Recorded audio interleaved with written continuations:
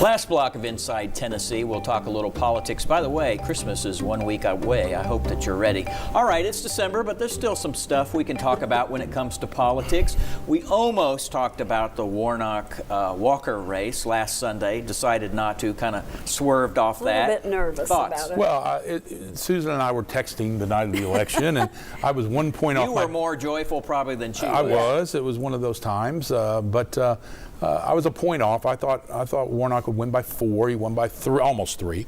But it's important because the Democrats are going to have a very, very hard time in 24 maintaining the majority in the Senate. They have some key turf to still it's going to be really, really tough. I'm going to be the first to admit it. Not impossible, but so going from 50 to 51, even with Kyrsten Sinema going independent, which isn't going to change much, was really important for the Democrats. What you have to remember, everybody says, well, you had the majority anyway with Kamala Harris, but now we have committee control. Right. And that's very important. Instead of even numbers on the committees, they will now have a majority Democrat, since they are in the majority party on the Senate committees, and that does make a big difference. It will help with things like judges and ambassadorships. I watched those numbers, man. Fulton County, DeKalb County, God bless the urban areas. It was, I kept watching, and I was flipping back and forth, and Herschel Walker would be ahead, and I'm texting Don, say, have you seen this? Look how close it is. And I kept saying, just wait. But of course, we knew that the Atlanta region and Savannah region had not come in yet, so I felt pretty certain that Warnock would end up winning. But to be really honest, I thought Herschel Walker he ran a lot closer race than I anticipated.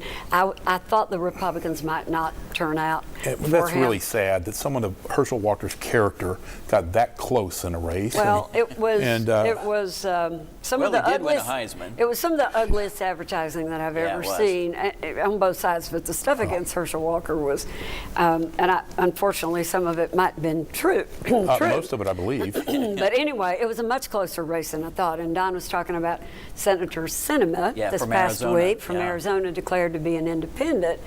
And she and Joe Manchin have sort of been the fly in the ointment for the Democrats this last session, and you never knew what the two of them were going to do. And Joe Manchin, because of that, became incredibly powerful. So the question becomes now, does Senator Sinema become the power player? Everybody makes a lot of that, but both of them voted about 90% of the time to go along with Joe Biden. That's a pretty high percentage. They didn't make it easy for Joe Biden. No, they had their moments, that's for sure. And but that's okay, that's government. And I think she will actually become a little more independent than maybe even what Joe Manchin was. I think she is only going to be there 2 more years, I bet. And maybe, because Arizona used to be all Republican. Well, it's not anymore, but a Democrat may win that. And whoever comes out of that primary may be the favorite, but the Republicans in a 3-way race, who knows what will happen. It'll be interesting to unfold in 2023. We are done with this show. We hope you have a great rest of your day. We'll see you next week.